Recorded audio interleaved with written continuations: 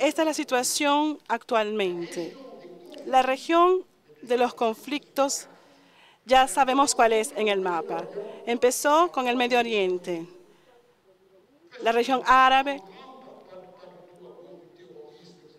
no realmente, bueno, intervenciones no por terrorismo, eso es realmente una manipulación, aun en cuanto existe. Pero realmente estas invasiones se dieron por la voluntad de controlar directamente el petróleo y por consiguiente de obligar a los aliados europeos y japoneses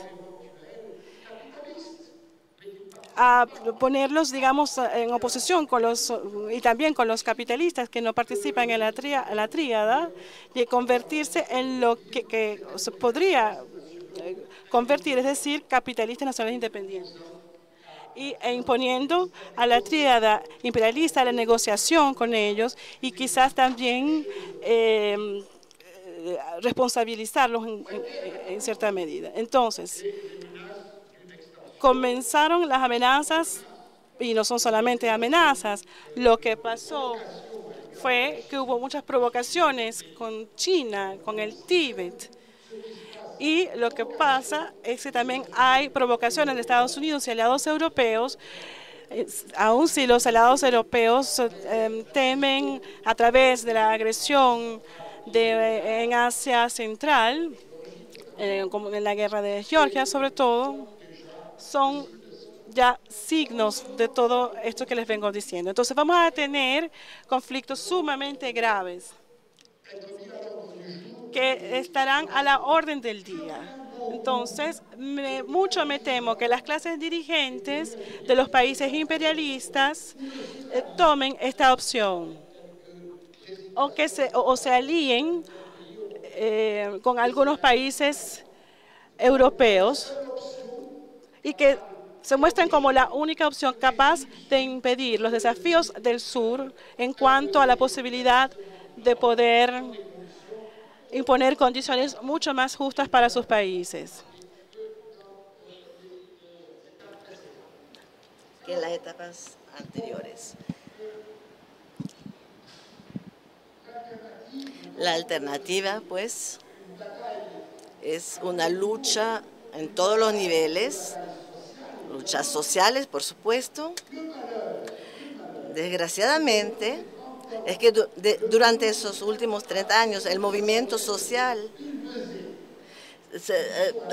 aceptó esos discursos sobre que se acabó la historia, que se va a transformar el mundo, sobre el movimiento que reemplaza la conciencia política, porque cree avatares autoproclamados que mañana serán los dictadores, etcétera, etcétera. Y es ese discurso el que caracteriza actualmente gran parte del movimiento social, por lo menos la gran mayoría del movimiento social de las clases medias, sobre todo de los países opulentos, y eso es un gran peligro para los norteamericanos, europeos y japoneses, porque ese discurso conviene perfectamente al sistema, perfectamente conveniente para el sistema. Desgraciadamente, las respuestas de los pueblos del sur no son mucho mejores. Son respuestas, ya sea dentro de las ilusiones de la clase dirigente de China, por ejemplo, o quizás no solo la clase dirigente, sino gran parte de los beneficiarios reales de ese desarrollo fantástico del capitalismo en China, es decir, una clase media gigante ahora.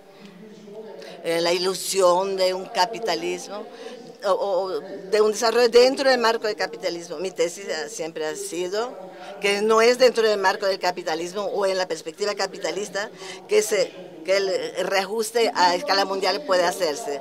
Puede empezar en un marco complejo, donde hay muchos aspectos y dimensiones del capitalismo. No lo llamaría el mercado. Y de ambiciones sociales que provienen de sus lógicas, pero debe desarrollarse en una dirección de apertura y una perspectiva socialista.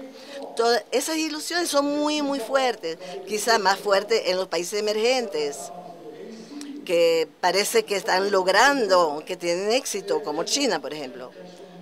son menos fuertes en otra parte, pero siguen existiendo en todas partes, muchas veces de manera infantil e ingenua.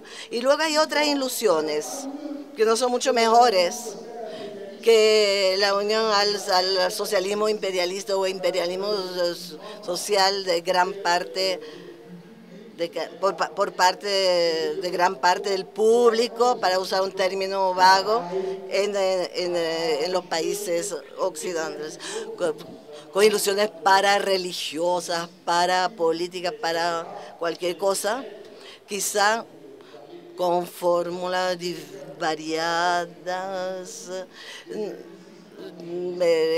No quería utilizar el término porque tiene un sentido diferente en América Latina, pero etnicismo, ¿no? Indigenismo diverso, pues, que también entran perfectamente en la lógica de la preparación de un mundo peor que el que conocimos hasta ahora, capitalista, o la deriva a partir del capitalismo. Se podría cambiar hasta su nombre, es un problema de futuro que es difícil diagnosticar hoy en día, pero en todo caso peor que el nuestro.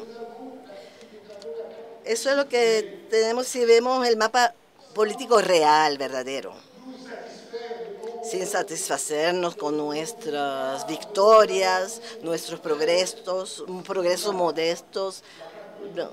En algunos lugares la verdadera realidad es que las fuerzas reaccionarias de los países del norte y del país del sur tienen fuerza. Y eso va ligado con el aumento de la contradicción interna propia al capitalista. Y todo eso no nos da un futuro muy optimista. Entonces, nuestra tarea es enorme, enorme. Ay, disculpen, ya hablé 35 minutos. Gracias.